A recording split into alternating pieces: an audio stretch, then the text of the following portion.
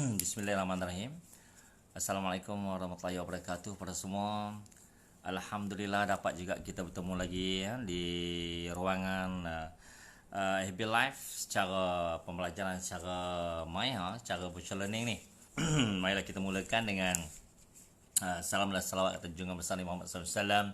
Alhamdulillahirabbil alamin wassalatu wassalamu ala asrafil anbiya'i wal mursalin wa ala alihi washabihi ajmain.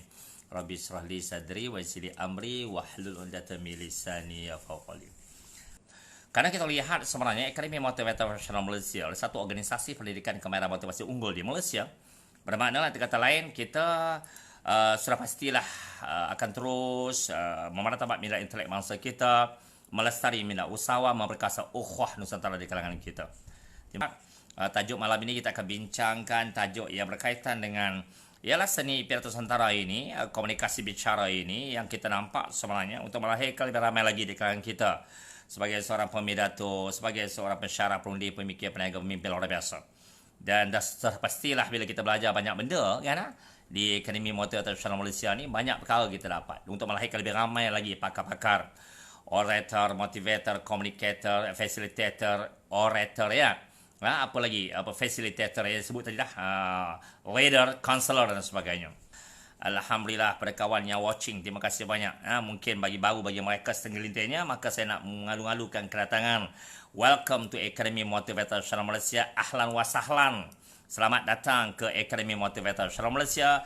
Sabar waktu macam itulah kami sebenarnya. Kita belajar seni pidato Nusantara di Dewan Kuliah dan Fakulti Pidato Motivasi Usahawan adalah merupakan satu daripada kesinambungan keilmuan yang telah kita pelajari sekian lama dan ianya penting sebenarnya di sini. Alhamdulillah. Kuliah kita santai saja dan di Dewan Kuliah kita banyak pelajari di si aspek pertama participation, partisipasi. Kita perlukan active participation, pelibatan yang aktif sepanjang Dewan Kuliah, dan juga kita dapat menelaah banyak perkara khususnya dalam konteks pembelajaran seni komunikasi bicara, seni pidato Nusantara ini. Karena kalau kita lihat sebenarnya seni pidato Nusantara ini penting bagi setiap kita hari ini, tak kira lah sama ada pelajar, pekerja, peniaga, pemimpin dan sebagainya. Kenapa seni pidato ini akan memastikan kita mampu menerjemahkan apa yang diminta dengan sempurna, profesional dan meyakinkan. Pada malam ini kita akan belajar ya tentang, kita belajar juga sambung daripada kuliah yang lepas. Kuliah malam ini kuliah yang ke-54 kan. Kuliah ke-54 kita akan belajar tajuk dia mengangkat seni pidato Nusantara sebagai alat komunikasi unggul dan profesional. Seperti sedia maklum sebenarnya kalau kita faham daripada kuliah-kuliah lepas, kalau kita lihat, kalau kita buka buku balik, modul kuliah kita lebih menjurus kepada bagaimana kita nak melatih sikap dan pemikiran ke arah yang lebih profesional dalam konteks menerjemahkan apa yang diminta. Maka kalau kita lihat pada hari ini, sambung daripada tajuk kuliah yang lepas, kuliah ke-54. Walaupun kita lihat sebenarnya keadaan kita diuji oleh Allah SWT dengan kepelbagaian khususnya virus seluruh dunia ini, namun syukur Alhamdulillah kita telah dapat sekurang-kurang mengawalnya dengan baik, insyaAllah. InsyaAllah, dan mengekang dengan baik, dan insyaAllah moga kita dapat mengatasinya dengan baik, insyaAllah. Yang penting kita rajin, akal, sabar dalam menangani situasi ini, harus berfikir dengan matang, berfikiran waras, dan tabahkan hati untuk kita mendepani cabaran, rintangan, dugaan ya dan sebagainya. Tambahan pula kita lihat di negara kita Malaysia, bahasa Melayu bahasa resmi negara. Maka kita betul-betul dapat bercakap dalam bahasa Melayu untuk memperkasa dan memastikan orang kita menguasai bahasa Melayu dengan baik.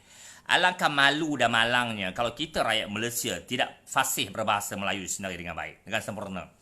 Sepatutnya rakyat Malaysia tak kira bangsa apa sekalipun, bermaustatin di Malaysia, sama ada penduduk tetap, sama ada dia warga negara atau bukan warga negara, pelancong dan sebagainya, maka mereka baru menghormati perlembagaan negara kita. Yang dimaksudkan perkara 152, perlembagaan negara mengatakan bahasa Melayu bahasa resmi negara. Maka elok cantiklah kalau kita dapat memperkasakan bahasa Melayu Nusantara dengan baik, dengan sempurna, dan akhirnya kita mampu menjadi hebat luar biasa. Dan malu kita kalau kita lihat bagaimana bangsa asing di luar sana datang kemari, orang dari Amerika, orang dari Rusia datang kemari, dan mereka fasih berbahasa Melayu. Sedangkan kita sini di Malaysia sepatutnya kita lebih menguasai dan mampu memperkasakannya, meletakkan bahasa Melayu standing dengan bahasa-bahasa antarabangsa yang lain. InsyaAllah, kerana bahasa Melayu pernah jadi bahasa lingua franca, bahasa internasional satu ketika dahulu di zaman kegemilangan negara kita, kerajaan Melayu Melaka, kerajaan Melayu dahulu kala, yang mana sebelum penjajahan berlaku dan sebagainya. Alhamdulillah hari ini kita dah merdeka.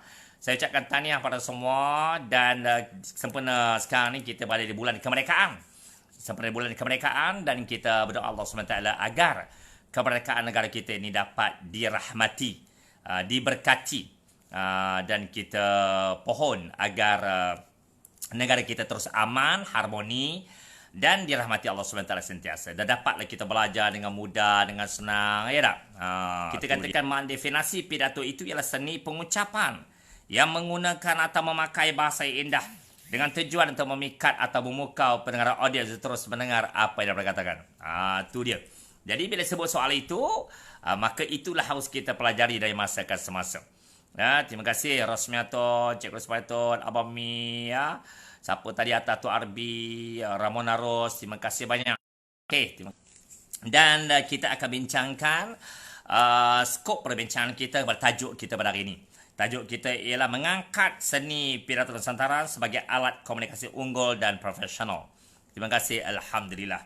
Jadi bila kita sebut je unggul dan profesional ini, telah sedia maklum bahawa kita sebenarnya mesti ada kreativiti dan kritis, malah misalnya keluar biasaan dan keunikan dalam menerjemahkan sesuatu yang kita lakukan, insyaAllah. Itu dia. Kerana kuliah seni pidato Nusantara yang dipelopori oleh Akademi Motivator Nasional Malaysia ini adalah merupakan kuliah seni bicara yang kritis dan kreatif dengan tujuan untuk menyampaikan hasrat dan matlamat diminda agar mampu menonjolkan profesionalisme dan keunikan dalam sesuatu bicara yang nak disampaikan. Jadi itulah maksudnya lebih kurang. Masih bismillahirrahmanirrahim.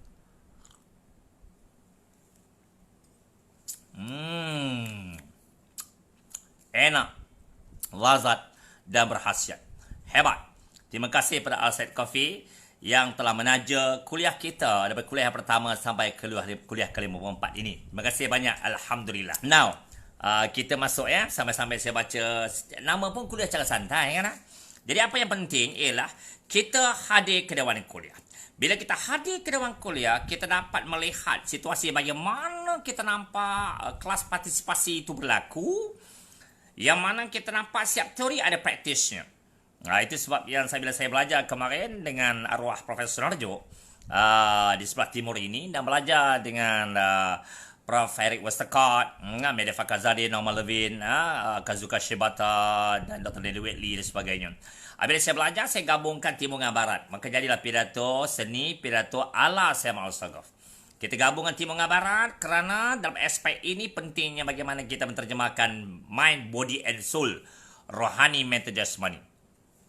Betul tu, harga sebuah perjuangan adalah komitmen. Jadi bila sebut komitmen, hadir kuliah ke, tak hadir kuliah ke, namun sokongan yang begitu hebat, apatah lagi mereka yang hadir kuliah.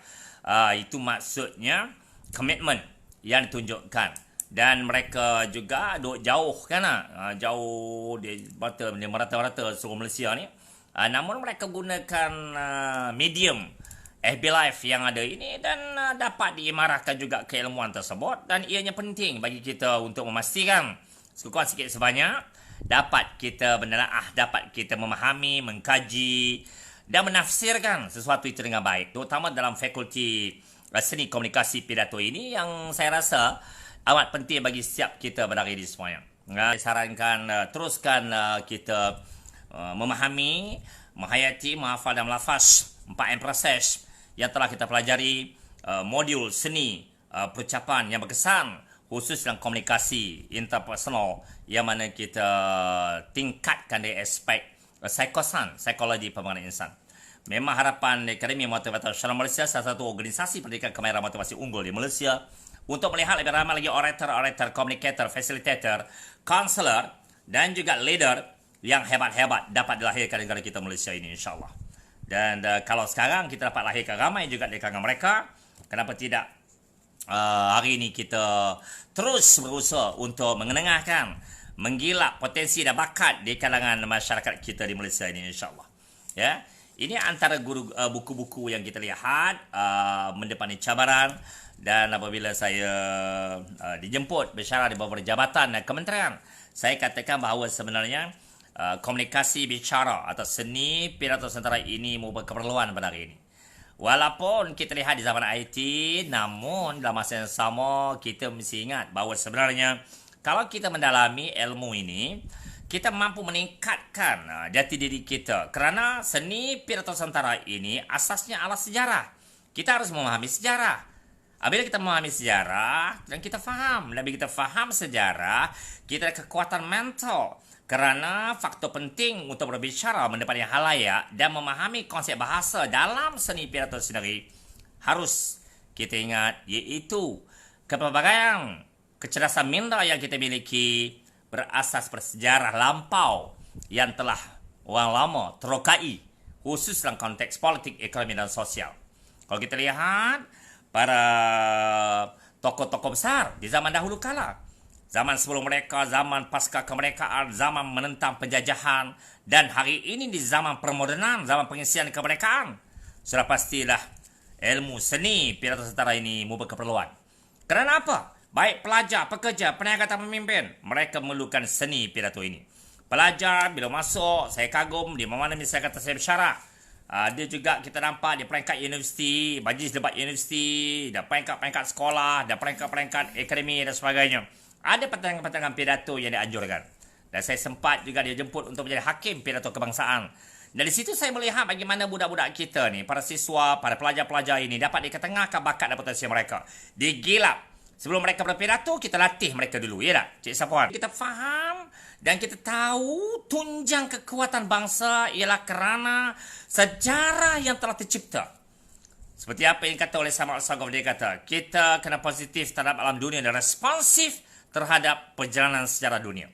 Bermakna nanti kata lain, di negara kita Malaysia, sejarah kegemilangan Melayu Melaka, kalau kita lihat sebenarnya kita baca buku-buku yang berkaitan dengannya, ada mengatakan bahawa kita lihat pelabuhan Melaka, bandar Melaka, ketika itu negara Melaka ketika itu merupakan pusat segala pusat-pusatnya. Pusat pentadbiran, pusat bahasa, pusat perdagangan, pusat perindustrian, pusat yang pelbagai. Termasuklah untuk pengetahuan sebenarnya kita merupakan pusat bahasa, lingua franca, bahasa internasional. Seluruh pedagang-pedagang dari luar untuk pengetahuan dari Portugis ke Belanda ke Inggeris ke datang, mereka terpaksa mahir dan menguasai bahasa Melayu untuk bertutur di pasar Melaka ketika itu. Digambarkan lebih 80 etnik berdagang di Melaka, mereka bertutur menggunakan bahasa Melayu Nusantara. Itu sejarah. Maka kenapa? Disebabkan itulah kita harus belajar dan mempertingkatkan seni komunikasi kita agar apa yang kita sampaikan itu menimbulkan 3 keadaan. Ini yang kita bincang dalam kuliah ini. 3 keadaan itu apa? Yang kebetulan tajuk kita ni mengangkat semula seni pidato Nusantara ni sebagai alat komunikasi unggul dan profesional. Jadi bila kita sebut nak mengangkat semula seni pidato ini, tidak lain tidak bukan mengangkat bahasa. Kan? Buku tentang tokoh-tokoh kemerdekaan tak habis lagi. Saya lihat bagaimana kita nampak Mat Kilau, bagi kita nampak Abdurrahman Limbong, bagi kita nampak Datuk Majelela, Tok Sagor. Mereka ini punya jiwa jati diri yang cukup kuat. Dan mereka telah melontarkan segala emosi dalam diri mereka melalui bicara mereka kepada orang-orang yang mereka pimpin. Dan akhirnya timbul kesadaran di kalangan mereka untuk menempuhi pelbagai dugaan, cabaran dan rintangan. Onak-onak cabaran itu mereka rempuh dan akhirnya mereka mampu mengangkat tahta kejayaan dalam diri mereka dan terus meletakkan nama mereka atau tokoh-tokoh pejuang dahulu kala. Dan ini berkait rapat dengan apa? Seni pidato ini bukan hanya bercakap atau berbicara. Seni pidato ini mengasah minda kita, mengasah bakat kita, mengasah potensi kita. Maka sebelum kita bercakap gunakan akal. Sebab itu kita kena gilap bakat dan potensi kita. Sebab itu kena berlatih.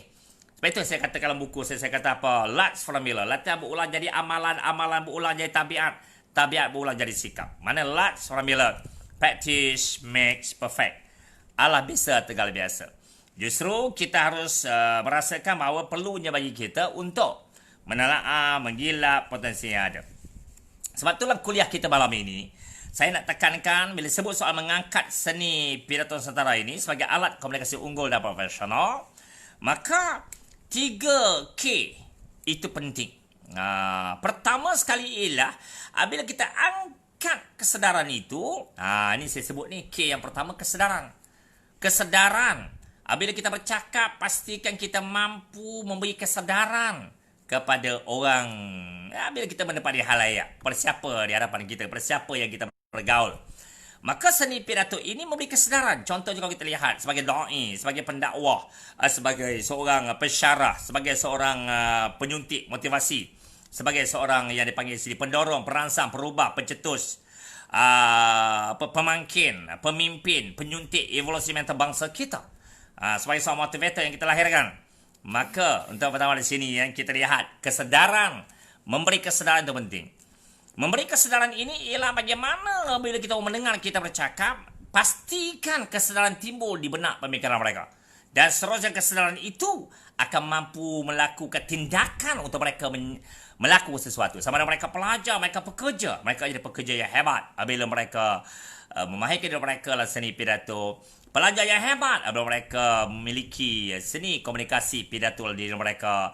Bila mereka memiliki seni pidato itu, sudah pasti kesedaran timbul untuk mereka menjadi kaya raya kalau mereka seorang ahli perniagaan yang luar biasa. Bila saya belajar pidato di Indonesia dengan Sunarjo, dan saya lihat seni berbahasa mereka lebih menitik beratkan soal gaya bicara mereka. Bagaimana puitisnya bahasa-bahasa yang digunakan. Bagaimana kelancaran hujahan itu berlaku. Maka timbul kesedaran bagi saya sendiri untuk mendalami seni ini, dan akhirnya kita menterjemahkan dan kita menggilap potensi rakan-rakan dan anak murid kita untuk ke arah kegemilangan, keterbilangan mereka dalam berbagai bidang mereka ceburi.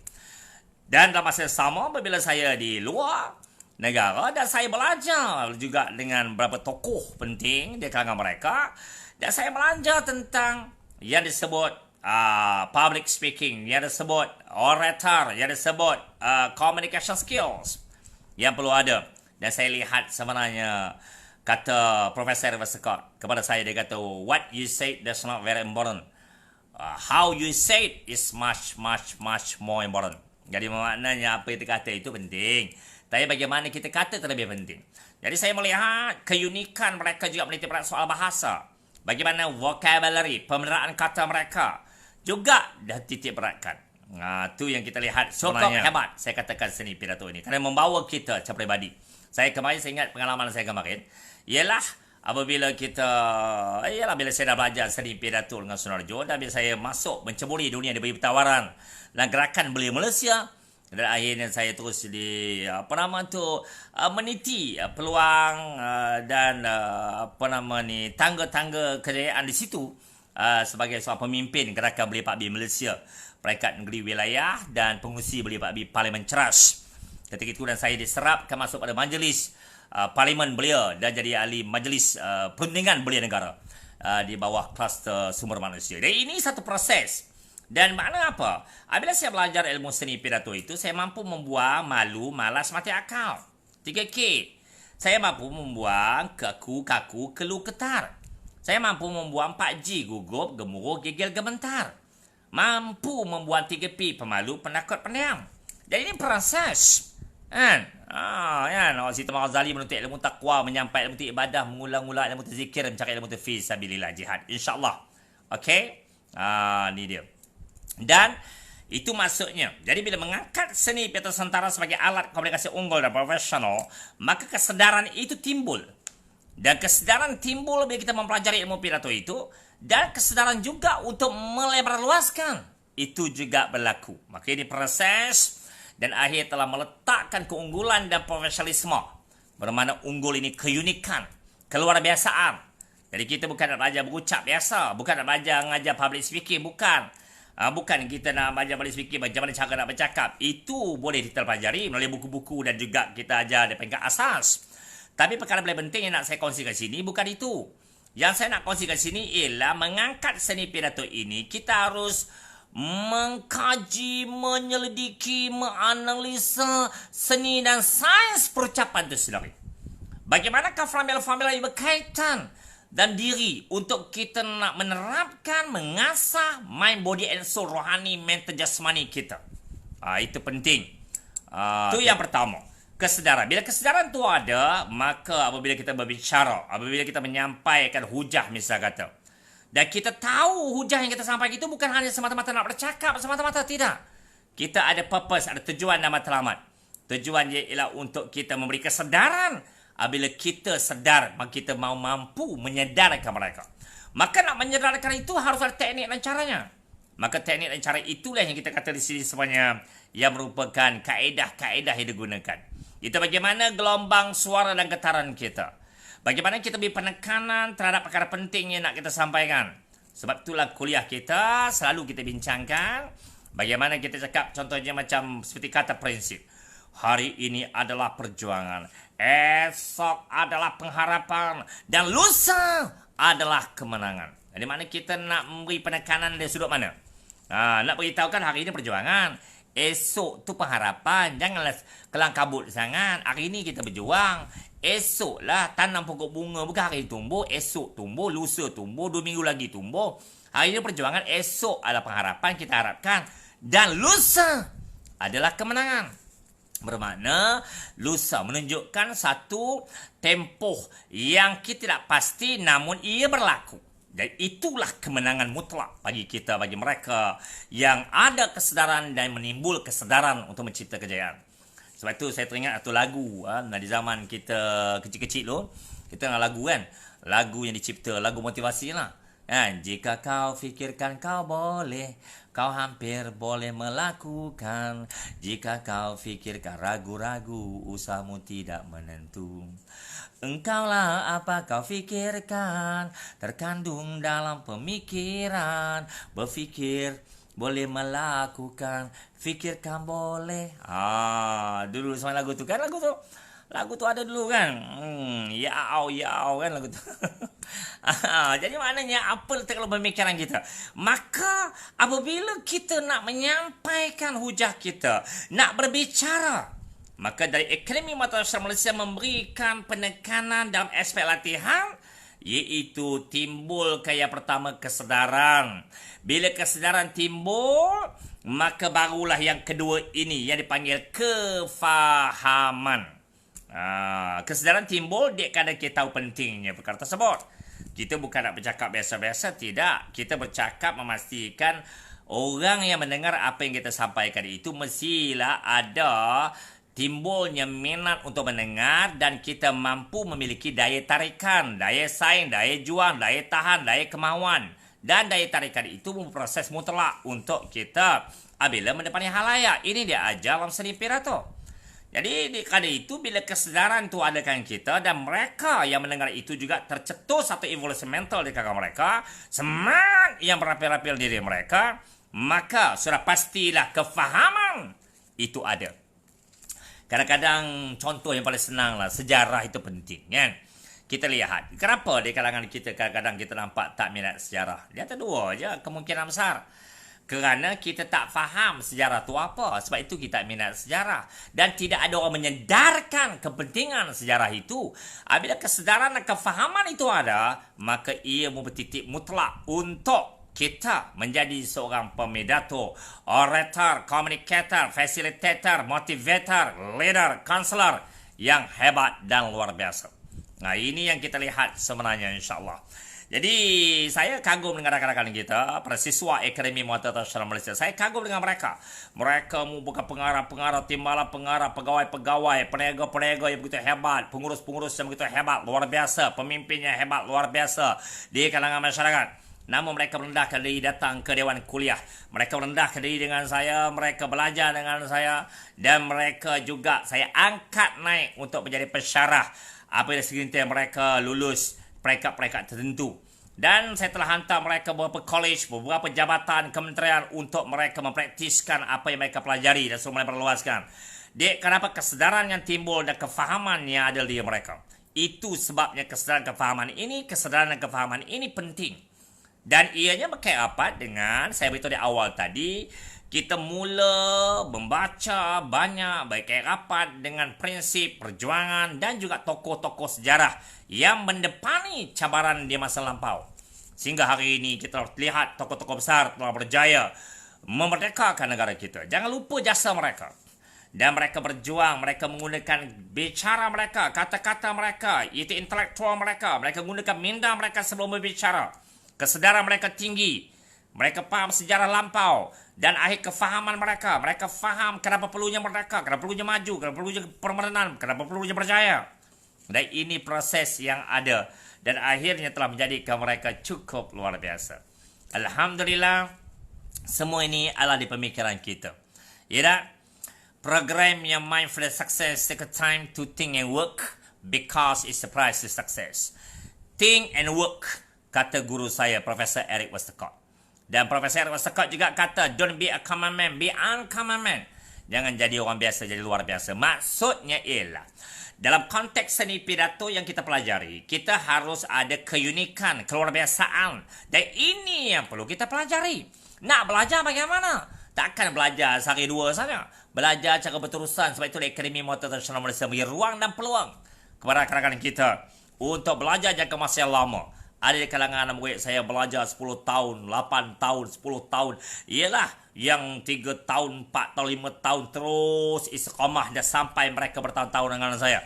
Dan ada yang mula ambil short course terus sampai peringkat nak ambil long term program yang mengajar mereka, yang melatih mereka, yang mendidik mereka sehingga mereka ini hebat dan berjaya. Namun mereka tetap hadir kuliah dan mereka ucapkan terima kasih.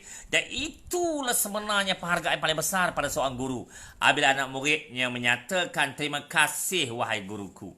Terima kasih kerana atas usaha membentuk kami. Terima kasih di atas titik peluh dan juga usaha jerit payah untuk mendidik kami. Itu penghargaan besar bagi seorang guru. Itu penghargaan besar bagi seorang pendidik. Dan penghargaan besar bagi seorang pejuang dalam seni intelektual yang nak kita angkat naik itu semuanya. Dan itu saya katakan di sini, mengangkat seni pidato sentara ini sebagai alat komunikasi unggul dan profesional. Kerana ia merupakan alat membijaksanakan berfikir. Alat untuk mengangkat jati diri bangsa. Alat untuk meyakinkan diri merempuh pelbagai onak dan cabaran serintangan. Dan alat untuk mampu menyampaikan maksud yang tersirat dan tersurat, hasrat hati dalam konteks menyampai atau mencapai sesuatu dalam apa saja usaha yang dilakukan. Tahniah, alhamdulillah, itu yang kita lihat sebenarnya sini ya, insya-Allah ya. Ini yang dilihat, apa dia katakan di sini sebenarnya, insya-Allah. Terima kasih kepada semua rakan-rakan, dan saya akan baca balik semula yang berkata sebagai sini apa yang tulis oleh rakan-rakan kita. Betul, kita lihat sebenarnya ada gelombang suara yang kita dapat simpulkan. Sebab tu saya katakan di sini, apabila kuliah yang ke-54 ini, dia menyambung kuliah-kuliah lepas. Sebab itu saya tidak bercadang untuk ulang balik kuliah lepas. Maka pada kali ini dia tekankan 3 aspek yang harus difikirkan dalam konteks ini, mengangkat seni pidato sentara sebagai alat komunikasi unggul dan profesional itu. Yang pertama kesedarannya, yang kedua kefahamannya, dan akhir yang ketiga yang kita bincangkan baru timbulnya keberkesanan. Itu dia.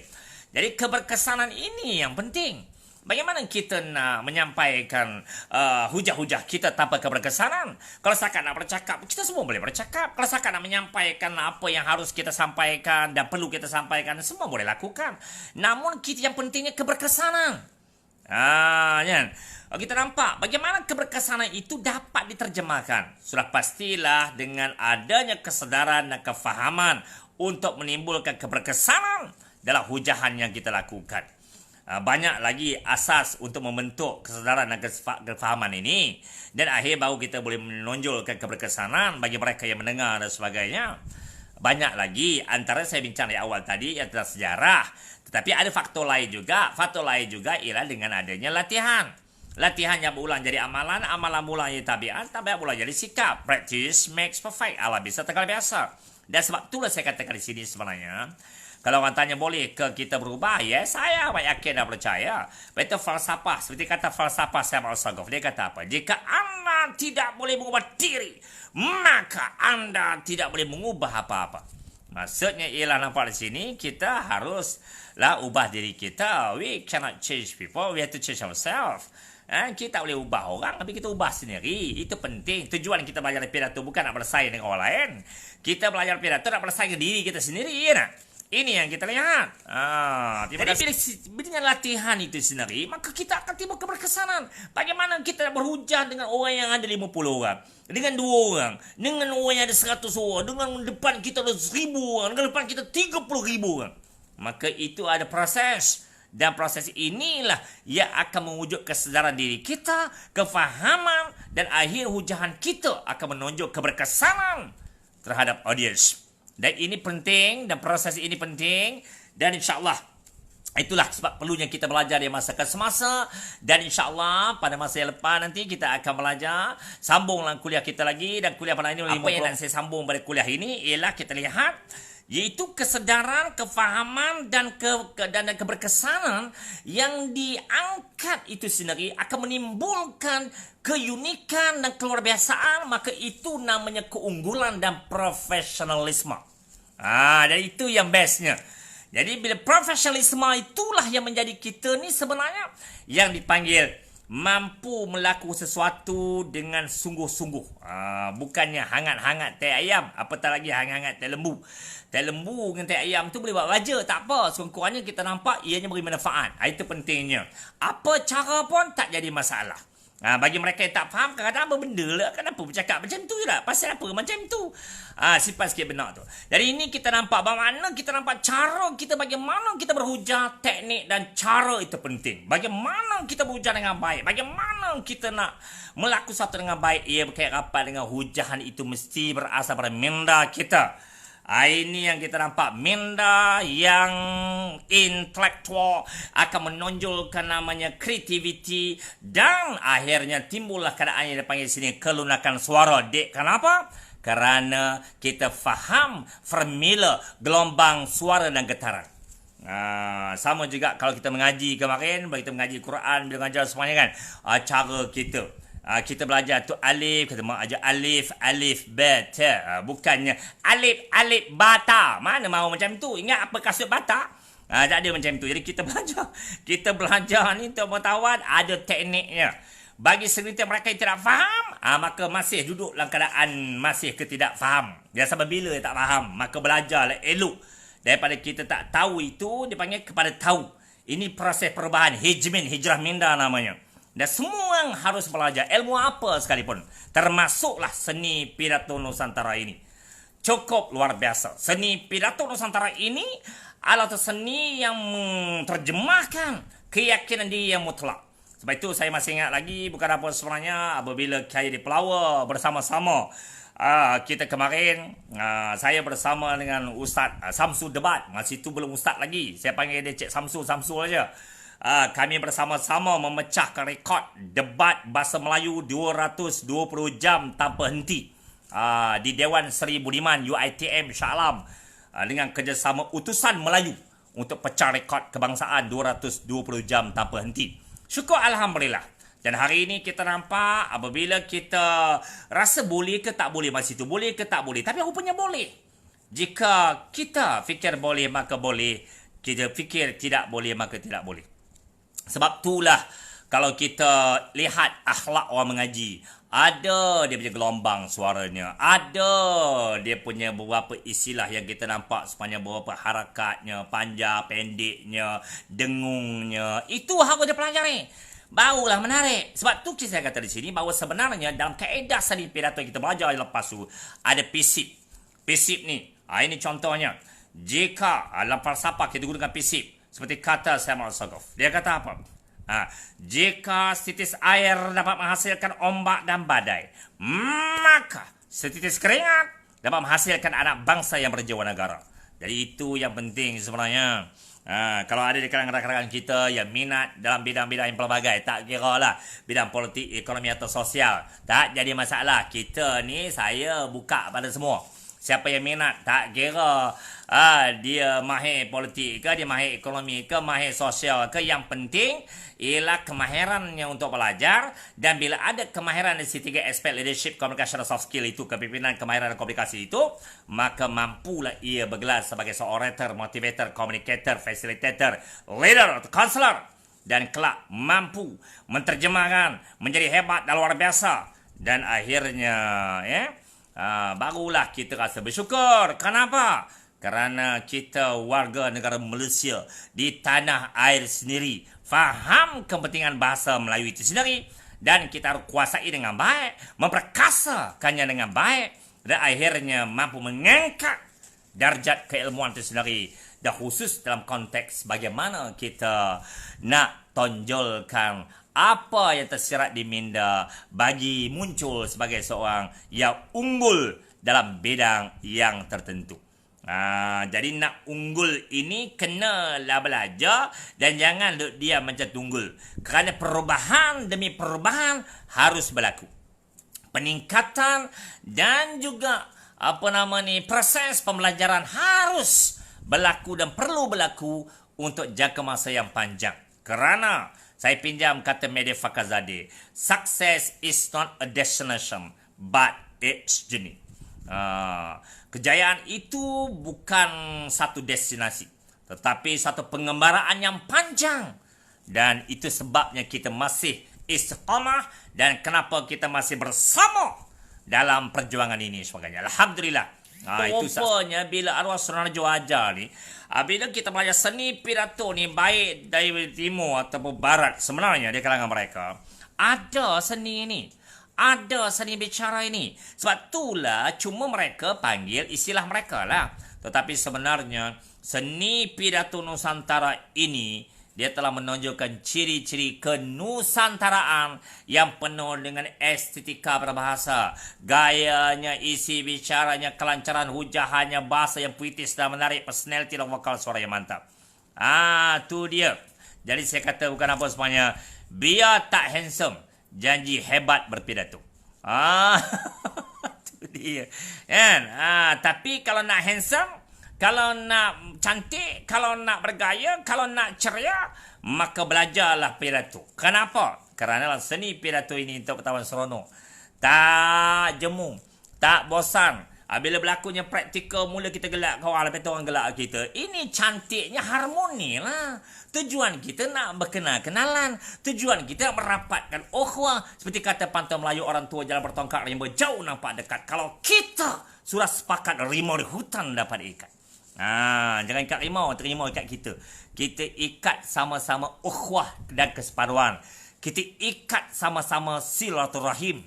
Seperti kata Jenderal Sudirman, nak menang mesti kuat, nak kuat mesti bersatu, nak bersatu hidupkan silaturahim. Itu proses dia teman-teman.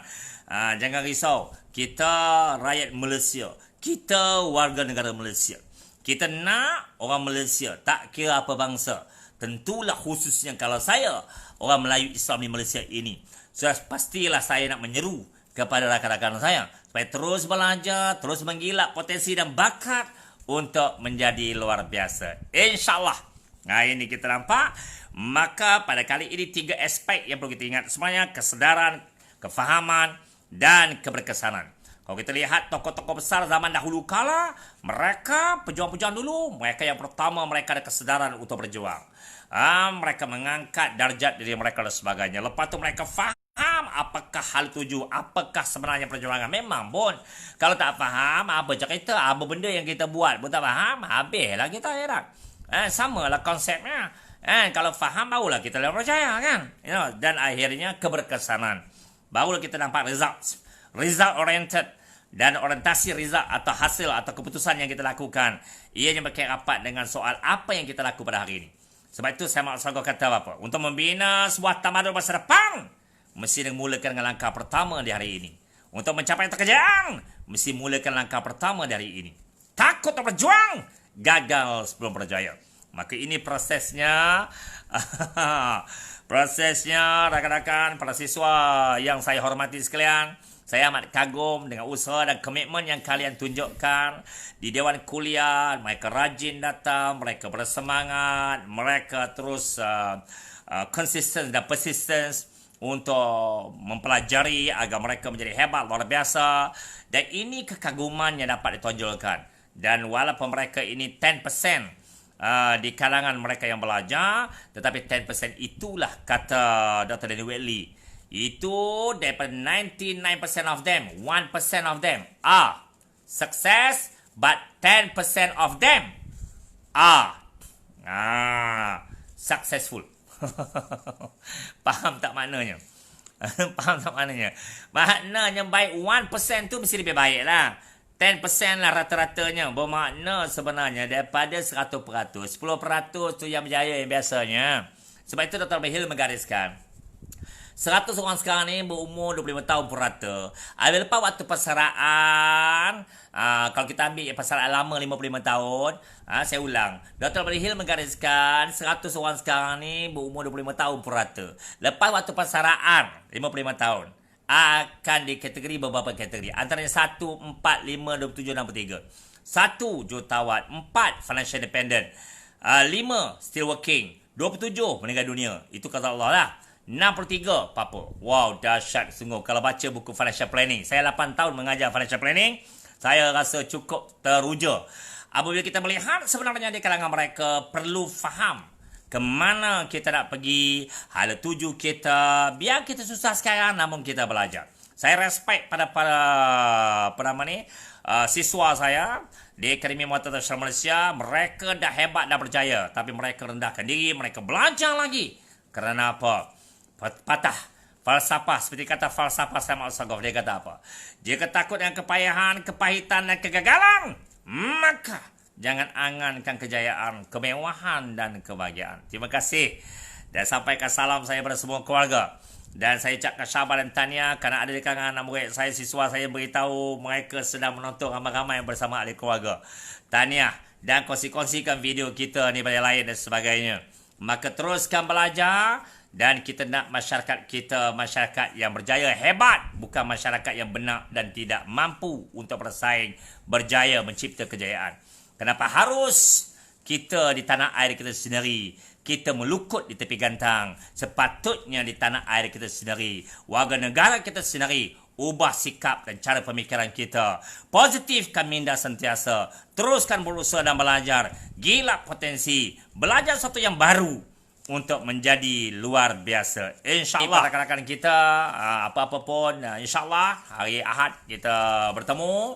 Para siswa Akademi Muatat Nasional Malaysia dan rakan-rakan kita, mana siswa yang jauh-jauh, saya ucapkan jaga kesihatan baik-baik, tahniah, dan insyaAllah kita bertemu lagi dalam program seminar convention yang akan datang.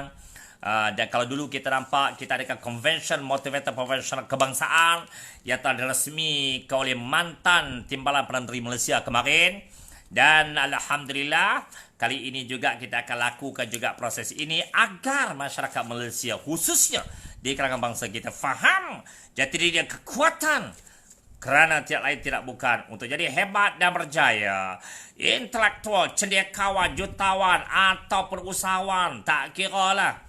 Mereka harus memiliki konsep keilmuan yang unik, kritis dan kreatif bagi menonjolkan keunggulan dan profesionalisme dalam pelbagai bidang. Saya mendoakan kalian berjaya dalam pelbagai bidang yang kalian ceburi, dan saya mendoakan juga bahawa kalian dapat menjaga kesihatan dengan baik, kita jaga kita, dan insyaAllah kita mampu menjadi luar biasa insyaAllah. Terima kasih banyak. Tidak dari